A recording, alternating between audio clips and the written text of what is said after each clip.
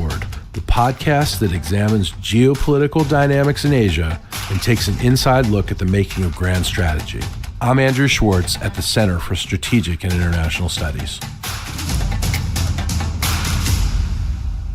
Welcome back to the Asia Chessboard. I'm Mike Green, joined by a friend and accomplished scholar and policy entrepreneur, Mira Rapp-Hooper. Dr. Hooper, welcome. Thank you so much, Mike. It's great to be back with you. So Mira just finished an impressive tour on the NSC staff in the White House as Senior Director and Special Assistant to the President with responsibility for East Asia, Oceania, but really building alliances and partnerships as part of the overall Asia strategy, which we're going to go into. And you've been on, Mira, early in this podcast as a rising star. You're now a risen star, but just to tell the origin story once again, you got a PhD, went into the think tank and then policy world. At what point did you figure out that was the path you wanted to get on? Yeah, it's a great question, Mike. It's one that you had something to do with. And of course, we'll come to that in just a moment. But again, thanks so much for having me back. My interest in national security started when I was very young in high school. And I don't know if we've ever talked about this, but I was actually a senior in high school, now dating myself extremely, on September 11th and was just a few blocks away from the World Trade Center. So experienced firsthand the horrors of that day and knew that I wanted to play some small role in trying to avert catastrophes like that in my own country going forward. But for me, I remained interested in national security issues throughout college. But when I looked towards my grad school choices, I looked at careers that I thought I would most want to emulate. And I was able to identify at least 3 people who I thought were occupying spaces that would just be fascinating to be able to emulate. And that included you, Mike. It included Victor Cha, and it also included Kurt Campbell. And all 3 of you, I'm fortunate to say, have gone on to become mentors of mine. And I've been super lucky to work with you. I got my PhD at Columbia University, and I entered the PhD program knowing there was a decent chance I would never go into academia, but very much wanting to be someone who could write research, potentially write multiple books over the course of her career, and really be able to do the deep, rigorous type of thinking that I would learn how to do in a PhD program. And interestingly, I entered grad school as a budding nuclear weapons expert, decided to write a dissertation on extended deterrence, and left grad school increasingly as an Asia expert because my dissertation made me fall in love with Japan and South Korea. That's where I had the great pleasure of meeting Mike Green, who offered me my first job out of Columbia, working with him at CSIS as the first director of the Asia Maritime Transparency Initiative. And the rest is kind of history. I spent the next several years working in think tanks, wrote a couple of books, and then finally did have the opportunity to go into government with the Biden administration. AMTI, the Asia Maritime Transparency Initiative, was an idea John Hamre had that then I kind of got funding for and planted a little bit, thinking it would grow into a kind of a small sapling. You created a forest of analysis around maritime challenges to the status quo using overhead imagery. It was a very high impact project at CSIS and really effective because it just told what was happening. It wasn't letting people draw their own conclusions based on overhead imagery. And in some ways, a kind of metaphor for the competition we're in right now. You need allies, partners to draw their own conclusions, to be given the facts. So maybe it was a good training for you because you then went on to the NSC. I know you were very involved in the Biden administration with Jake Sullivan and Kurt Campbell writing the Indo-Pacific strategy, which came out what seems like a decade ago, but and what was it, within the first year or so of the administration. It was an unequivocal statement that American strategy would be centered on allies and partners after, as you know, a decade of debate about whether we were moving towards reassurance and G2 with China or multipolarity and all these big conceptual debates. And that document really said, no, we're all about allies and partners. Tell me a little, was there much debate about that, or did everyone come in with those assumptions? Did you have to convince your bosses or the big boss, President Biden? What was it like getting the assumptions into that strategy? Because that often is the hardest part. Yeah, it's a great question, Mike, and I'll dive into it in just one moment. I want to actually start by saying what I think the task was when we came into office, because the Indo-Pacific strategy really flows from the geostrategic task. When we took office in 2021, the president assumed office, we were looking at a region in which it increasingly seemed like China was ineluctably on the march. The United States had really been crippled by COVID. We saw this several-year period of Chinese economic coercion, wolf warrior diplomacy. America's alliances were not in great shape. And it really felt like if you looked across the region, this could be the moment where China just ran away with the ball. And so we set our sights on nothing short of trying to restore the balance of power in the Indo-Pacific to the United States and its allies and partners. And we don't say that quite so explicitly in the Indo-Pacific strategy, but that was the objective that we had in mind. And the modus operandi that we lay out to do that, to undertake that fact, is the idea of building collective capacity alongside our friends throughout the region.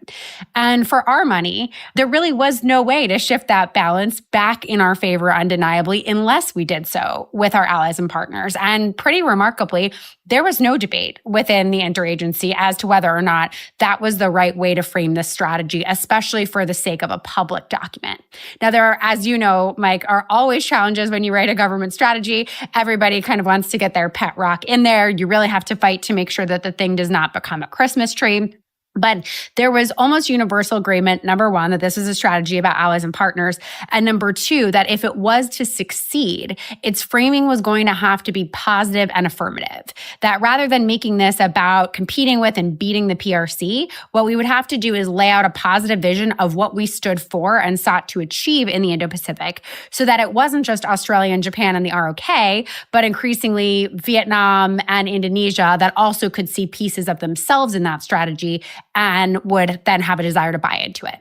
It wasn't completely out of whole cloth, though. I mean, there were some elements of alliance policy that came out of the Trump administration that were useful, weren't there? India, Modi, not unhappy with the Trump administration. Abe, the joke in the Japanese foreign ministry was Prime Minister Abe didn't have 20 summits with President Trump. He had the same summit 20 times. There was a lot of defense and whack-a-mole and dealing with some bad ideas coming out of the White House. But the Japanese view was that in the Trump administration, they made a lot of progress. Quad, elevated to a foreign minister summit, and the free and open Indo-Pacific concept, which Abe had introduced and convinced the Trump team to use, you guys took. So there must have been some areas where you saw continuity, right? Totally. And for our money, if we were going to build a strategy that was to last, there's a strong interest in making it bipartisan. So there's a very intentional decision to take to the leader level a grouping that had already existed at the foreign ministerial level under the prior Trump administration and make the leader level Quad a Biden initiative, but also acknowledge that this had started under Trump. We were not interested in building structures that were just going to be a flash in the pan or be attributed to one administration. This really was a long-term strategy that was intended to be handed off so that a president of any party could carry it forward, albeit with his or her own branding and nuances.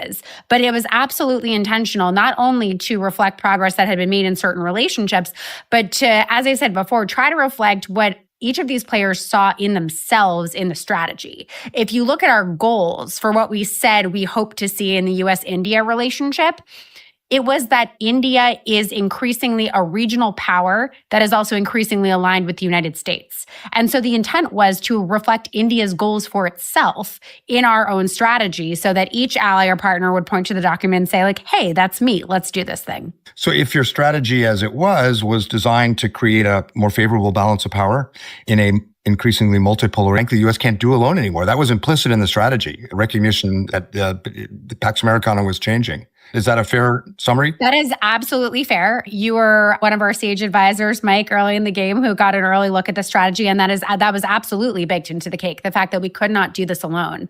And when it came to the question of getting that allied and partner buy-in, we tried to walk the walk on this piece too. I'm not sure if other administrations have done this, but I do know that well in advance of releasing our strategy, we briefed it in detail to a wide range of allied and partner countries.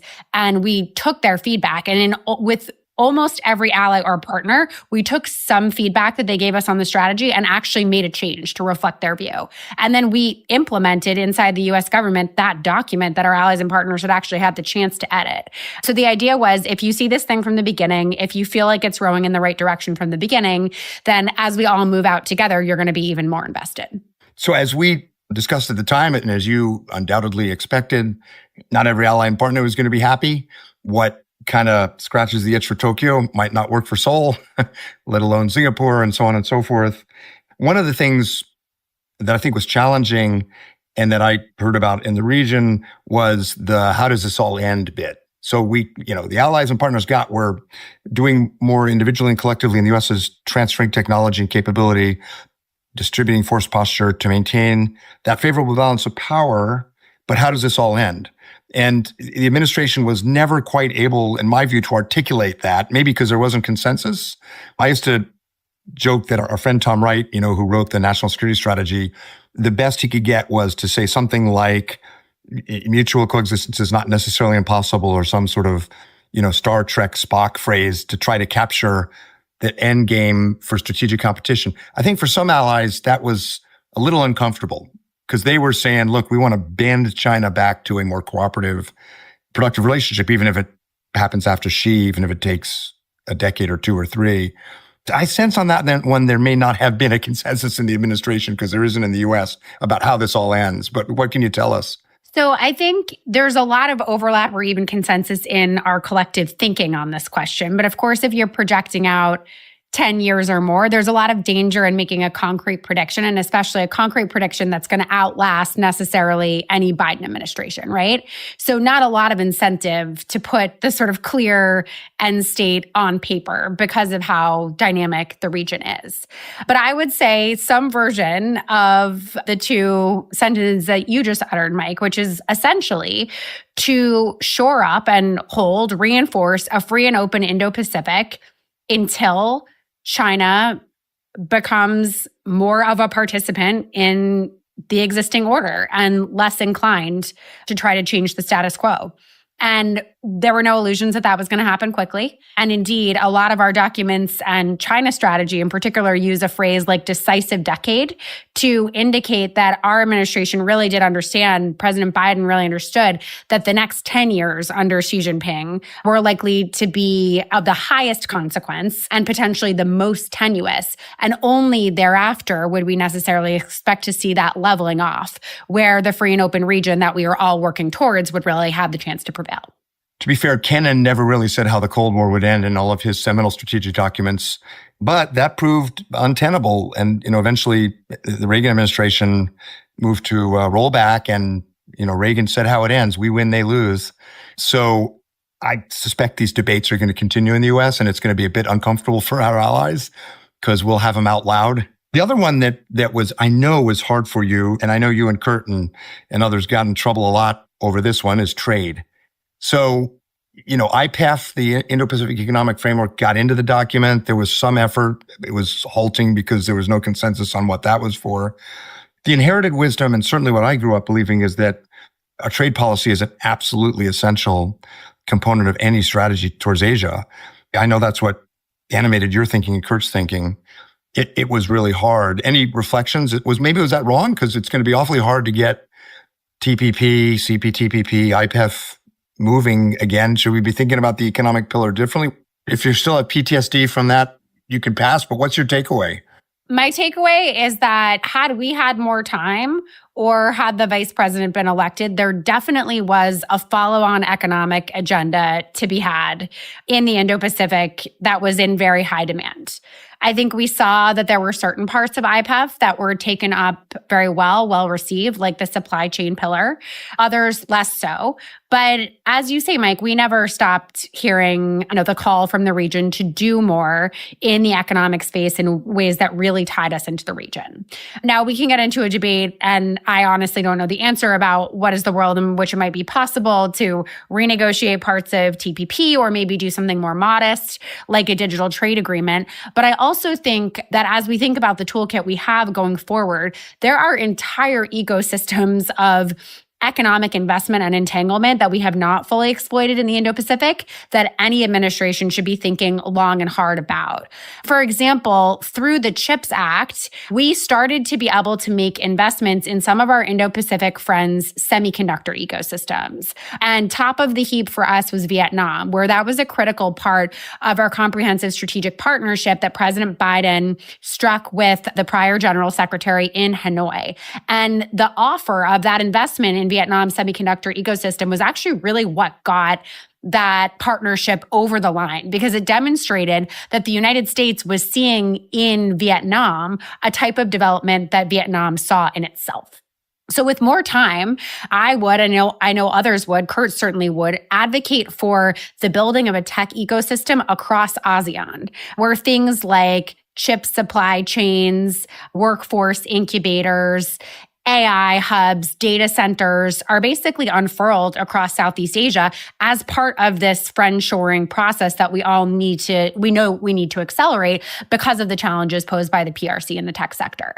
Now, that's not the only way we could have done more in this space, but it is an example of the fact that even if we are still in a world where trade agreements are very hard, we can still answer the demand to do more in the economic space.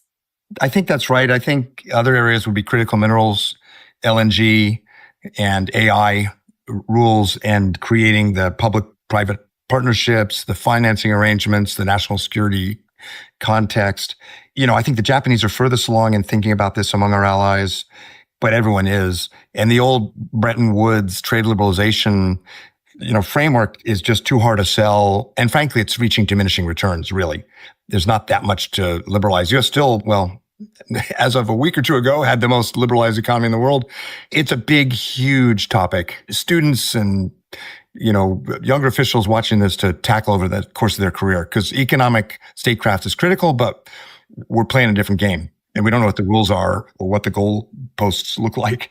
The other one you guys got really tripped up on, and I had long debates with Kurt about it, was democracy. So the president was really committed in an admirable way to making democracy a centerpiece of his administration. It came out of his own experience with Charlottesville and things in the US, and his, frankly, old school democratic view about democracy in the world. It didn't quite work.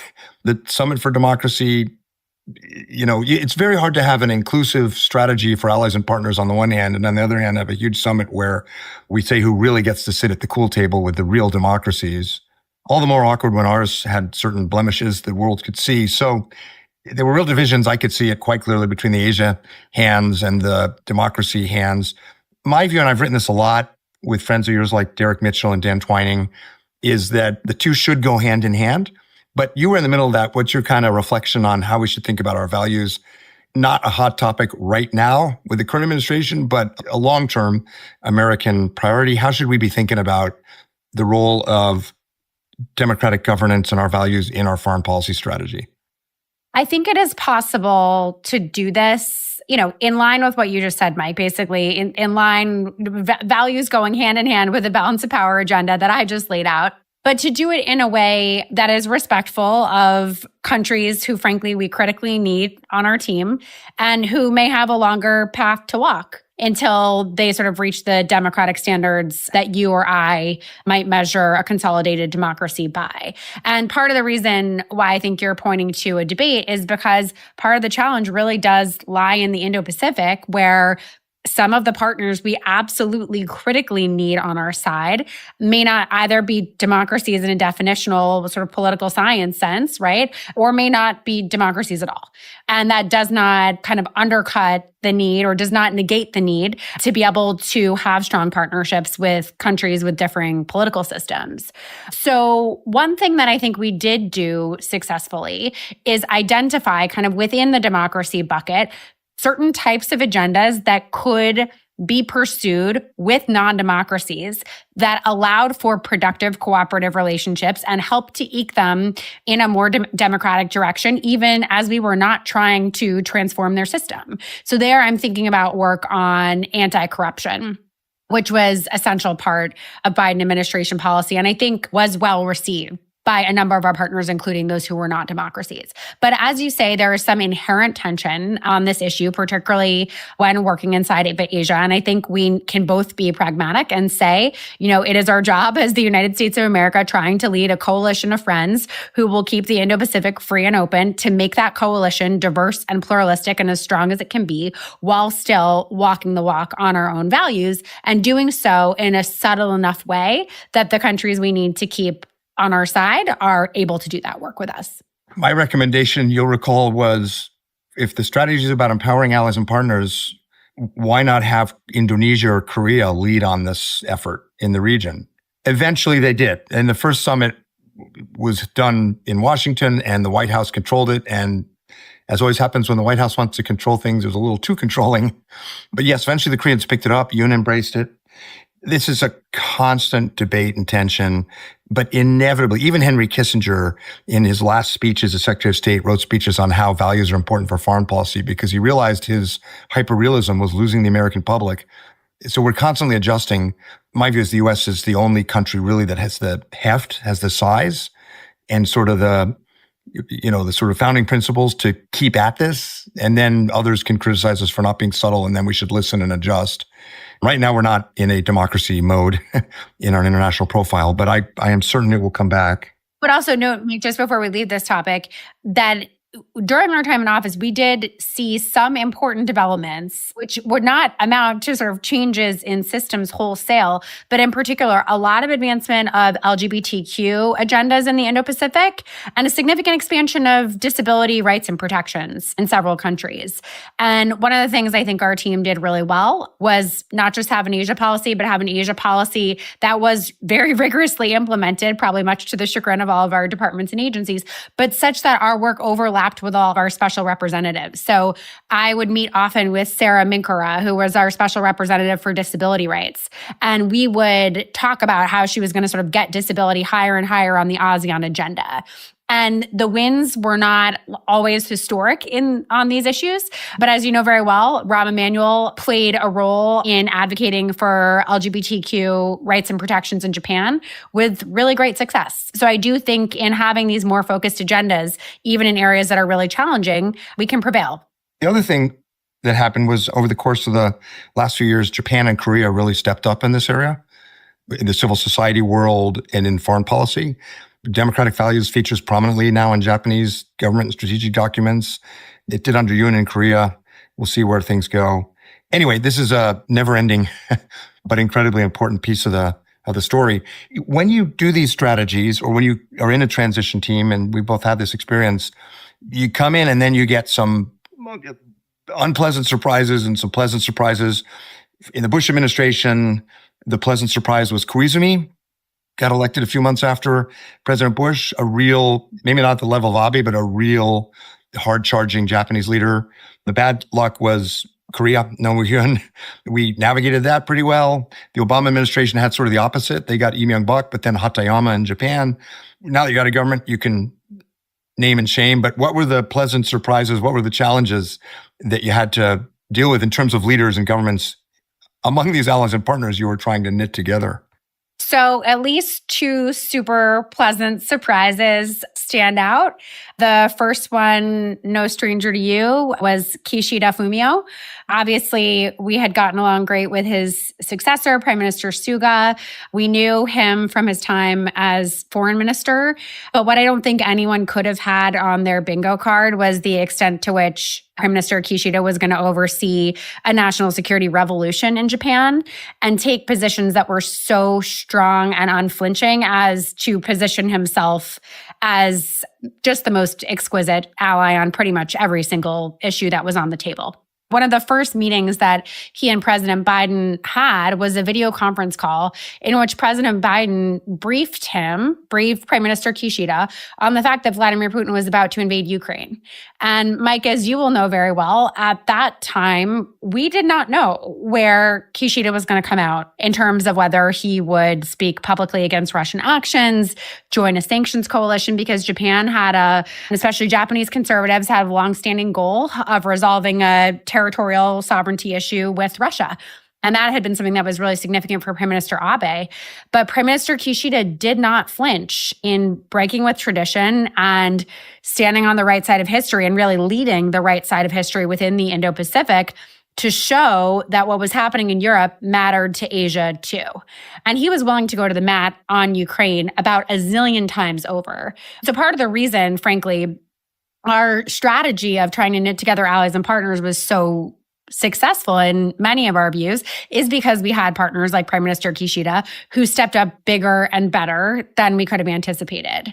Of a different cloth, but a similar directional positive surprise, Ferdinand Marcos, who was just is still a fantastic partner in the Philippines, desired nothing more than to modernize our alliance and really bring it into alignment with our other treaty alliances in the region, willing to work in the most granular of ways to, whether it's to shore up our alliance commitments, to strengthen Philippines' force posture, to expand our EDCA sites. He was sort of willing to do anything that was in our mutual interest as long as we could talk it through and make a good case for it. So both of those two leaders really led to just an incredibly fruitful period in both of our alliances.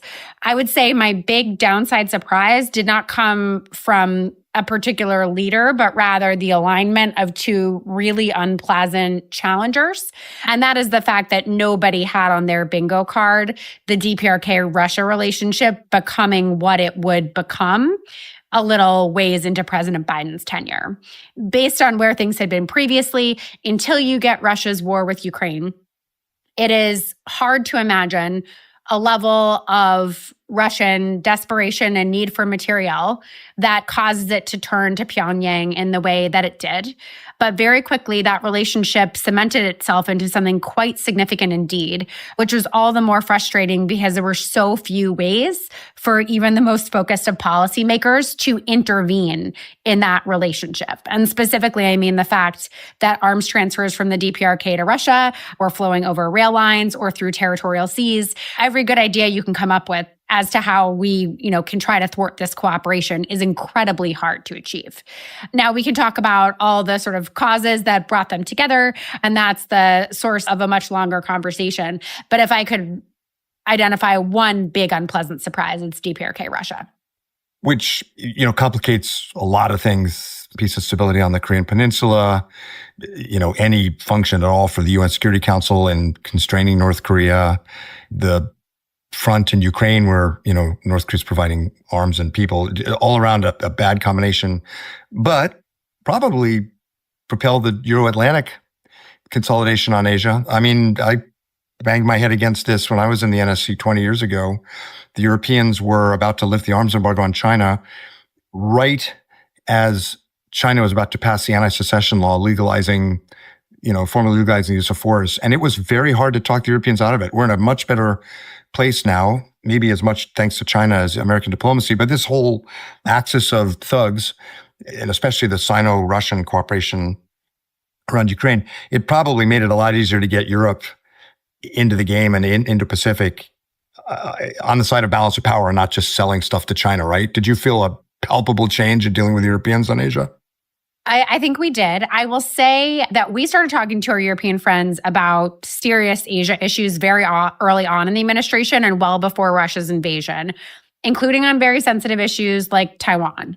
And I will say that when that diplomacy was careful, focused, and specific, we found takers everywhere. There was a huge desire to improve knowledge, improve policy responses, think through ways to cooperate. And I think that is because we were still coming off that period in which the Chinese have been so aggressive and overplayed their hands during the COVID period. So there was a bit of a sense of pushing on an open door on some of these issues. But there is no question that Russia's invasion of Ukraine really caused some of our friends in Europe to want to double down on their relationships in the Indo-Pacific as well. And it was in part also because the administration took Europe seriously. You can't expect European help on the other side of the world if you don't take Europe seriously, if you don't take NATO seriously. We'll come back to that in a minute. It is a problem right now.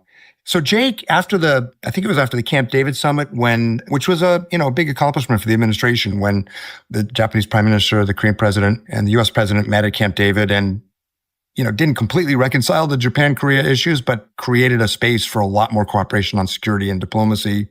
And I remember Jake, I think it was after that, Jake said in a press conference, we're not creating an Asian NATO. And then just to cause a little trouble, I did a piece in, I think it was Foreign Affairs, saying never say never to an Asian NATO. And the argument I was making is people thought the Quad was dead. Nobody would have predicted AUKUS with the US, Australia, UK. Nobody would have predicted the Squad, US, Japan, Australia, Philippines. All these things are happening because the security environment's changing and the challenges are growing. And because China is pressing on multiple fronts, it is linking these bilateral alliances, even NATO, together because it has a multi-front campaign for fill in the blank, hegemony, coercion, war planning, all of the above. And so the argument I was making is it's not a bad idea that China think their activities could create the very thing they don't want, which is a NATO. So fess up. Although Jake said we're not creating a NATO, that must have crossed your mind. Well, Mike, you know I am a longtime scholar and deep lover of American alliances, and I would never say never to an Asian NATO if one were to come knocking. But I don't think that's what we were trying for in this particular instance, in no small part just because we're not there yet. And in particular, Asia's geography, Asia's threat profile doesn't at this moment necessitate things like a joint headquarters, an integrated military command across allies, achieving a NATO truly collective defense-like structure. We'd still have a very long way to go in the Indo-Pacific.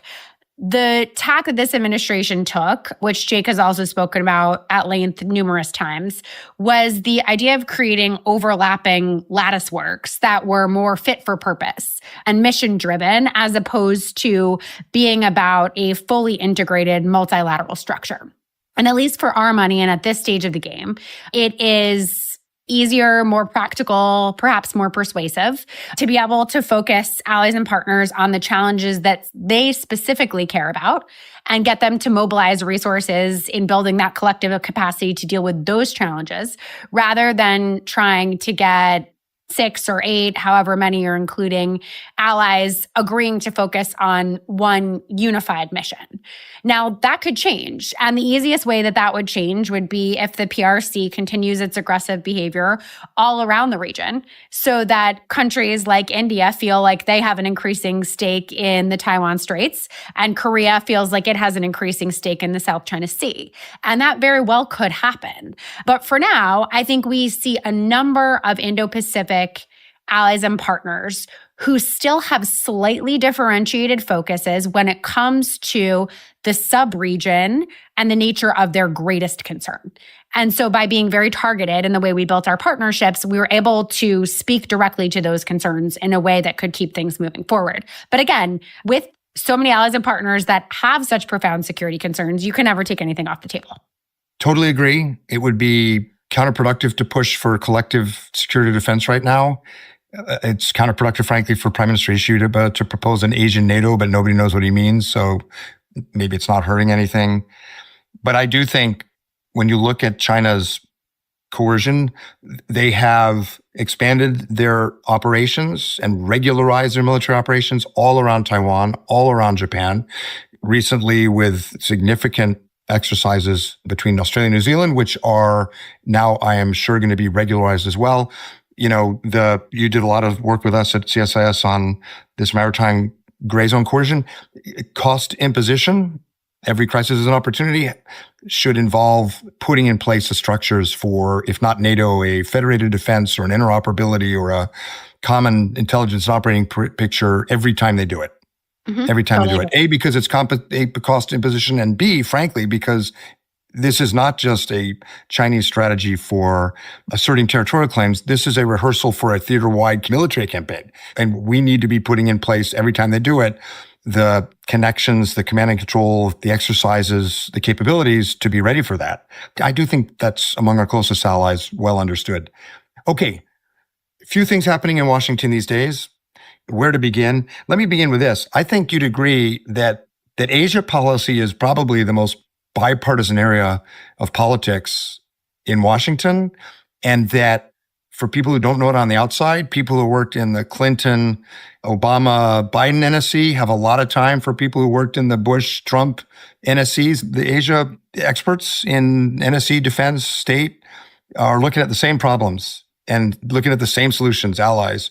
The big differences don't really come so much from how we look at Asia, but how the rest of the political ecosystem looks at the world. And of course, it's quite different now, that larger worldview. You and I know the people in the NSC going into state on Asia, and they're good. I have a lot of time for them. They are working in an environment where the administration's thinking very differently about a lot of things. Not sure there's a consensus on all of it.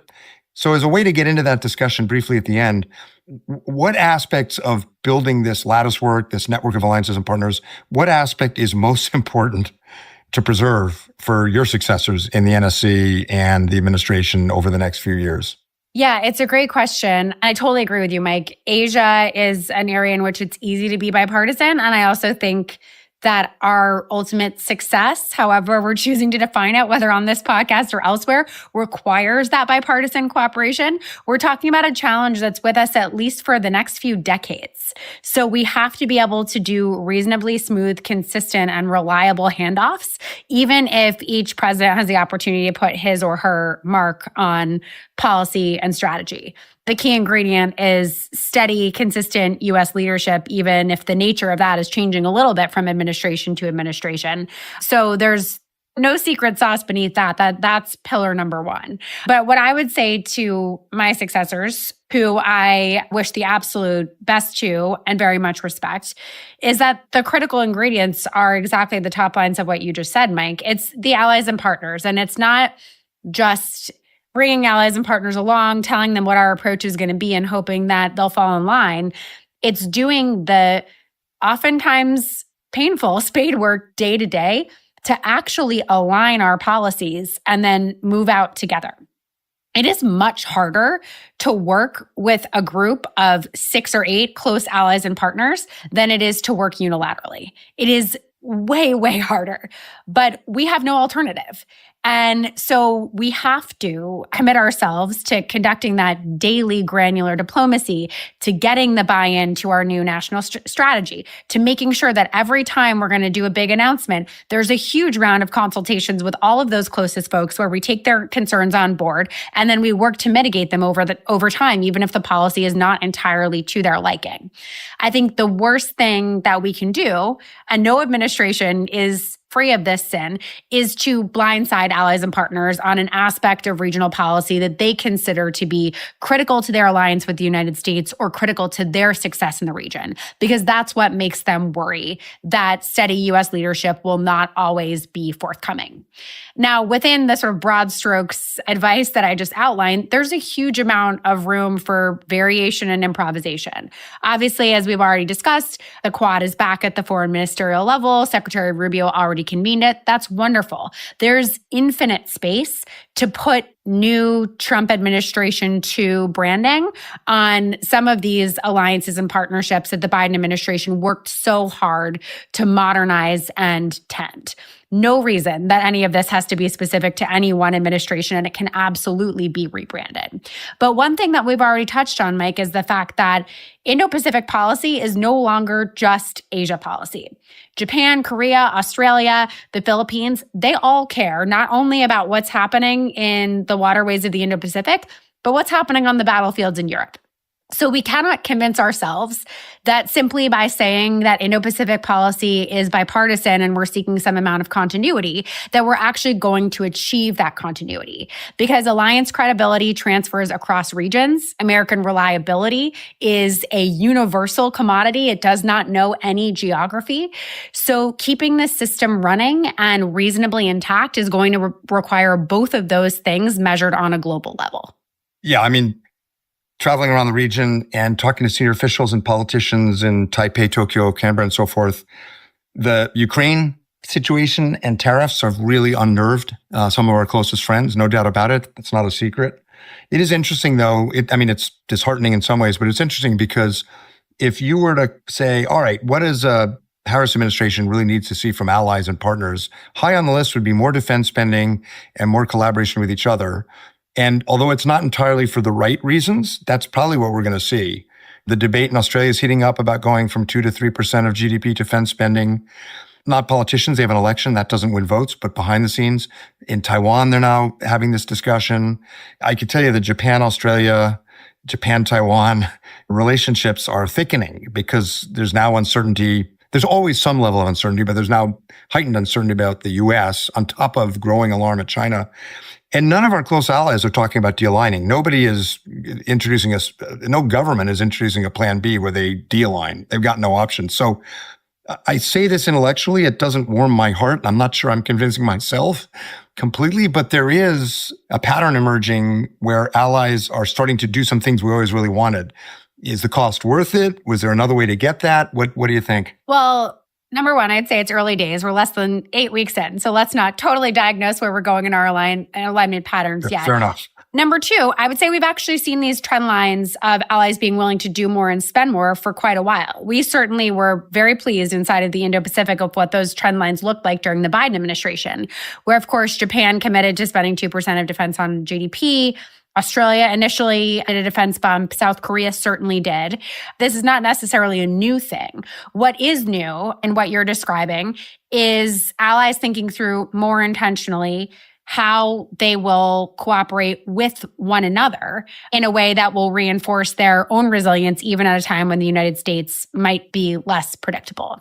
Now, you and I have a mutual friend and colleague, Zach Cooper, who's written a bit about this, and I think has wisely said a number of times that when allies are kind of striking out on their own, what you want them to do is spend in ways that reinforce capabilities that continue to allow for mutual defense. So the risk would be that if you have a Japan or an ROK investing in indigenous or other regional capabilities that don't come from the United States, 4 years from now, are you less interoperable? Are you less able to show up to the big event together and actually prevail? That's a serious question. So I think a priori, allies spending more on their own, could be a good thing headed in the right direction, or it could represent a problematic trend over time that could reduce our interoperability. But on the positive side of the ledger, Mike, I think you're pointing here in broader strokes to something that we thought about a lot during the Biden administration. We, of course, did not in any way wish or anticipate that the United States would become less predictable again. But we came into office on the heels of the first Trump administration. And we knew that we were constantly going to have to prove to allies and partners that we were really back this time. So part of our intention in building this system of overlapping lattice works was to help accelerate the ties between countries like Japan, Australia, ROK, India, all of our incredibly capable and close partners, so that no matter what happened down the line, they would have stronger networks together and frameworks within that they were operating, which they could use to continue to pull the balance of power in their direction, no matter where exactly we were. And I do think that we are seeing a little bit of that now. I strongly hope that they'll keep it up. I think we've got some incredible regional leaders in our allies and partners out there who are capable of doing so. But we're likely to see trend lines in terms of defense investments, just to identify one bucket, that are going to look very different than they have in the past going forward. It's a really good point Zach makes. Our allies, I did my dissertation on this, our allies are always, and we are always going to, lean into building our own defense industrial base, our own technologies, our own competitiveness. So these procurement and capability building strategies are never just about optimizing deterrence. There's always an industrial policy, that's for sure. But I have not seen yet in Japan or Australia or Korea or Taiwan a move away from doubling down on the U.S. as a source of strategic intelligence, technology, joint development. There are debates about AUKUS in the press, but the government's not seeing anything coming out of Washington that would change the progress we've made and so on and so forth. So we haven't seen that yet. But if we did start to see hedging behavior where capabilities were purely unilateral, then we would have a huge problem. But I haven't seen it yet. Last question for you. The other side gets a vote. So if you were playing China in this game right now, you would absolutely be pursuing wedge strategies. And it's pretty obvious to me that's happening in the global south. It's happening with Europe. It's especially happening in Southeast Asia as the US pulls back right now suddenly on development and civil society and other forms of engagement. The Chinese foreign minister and others are coming in trying to fill that gap at American expense. But at the same time, the PLA is absolutely doubling down on highly visible threatening military exercises right in Australia and New Zealand's backyard, all the way around Japan, all the way around Taiwan, against the Philippines. So if they have a wedge strategy, it's not a fairly sophisticated one. What's your take on the Chinese counter strategy to everything you were doing and that we're seeing right now? I mean, I think you're absolutely right. There's no question that wedge strategy in general is the dominant strategy. And I will just note, you alluded to this, Mike, it's really hard for the United States, nay, impossible, to be competitive in the region if we're not using foreign assistance as a key part of our toolkit. If you had asked me for one thing I needed more of in my job, it was the ability to bring online relatively small dollar, quick turnaround projects so that we could show partners like our friends in the Pacific Islands that we are able to help them do things like build a new hospital or build a new road. When the PRC shows up with a check in hand, offering to do the same with far more problematic entanglements and attachments, and we're not able to compete. Drawing down foreign assistance dollars will really hurt us in the Pacific Islands and Southeast Asia, and that, of course, is the ballgame. But to your question, Mike, about China's wedge strategy, I think you're right that the developing world is where the target is for now. I think, frankly, they're waiting to see a little bit where things are going to shake out in the bilateral relationship, because the tariff focus, while it certainly has hit China, has also been so overwhelmingly on Canada and Mexico that they don't really have the contours at the ready yet to know what the bilateral relationship is going to look like. But my guess would be there will be some point in the coming months where the pressure eases off a little bit. And after all of these really threatening, intimidating exercises, the Chinese are essentially asking our closest partners in the region, who looks more like the adult in this moment now? Is it us, or is it those other guys across the pond who are doing unpredictable things? Now, we know that the Chinese are perfectly capable of overplaying their hand, so maybe they won't ease off the exercises. We can never be too sure about that. But I would be surprised if they did not find a way to take advantage of this moment and to try to convince even our closest friends that there was some form of light rapprochement to be had in an effort to retake some of this balance of power that we feel we were successfully able to shift back in our direction. Power abhors a vacuum, and China loves power, so we're not helping ourselves, that's for sure. Mira, it's been really interesting. I know you're kind of recharging your batteries right now, and you'll be out in public again, writing and doing things, and really looking forward to it. Thanks very much. Thanks for having me, Mike. Always great to talk to you, and thanks for having me back on the podcast. For more on strategy and the Asia program's work, visit the CSIS website at csis.org and click on the Asia program page. And for more on the U.S. Studies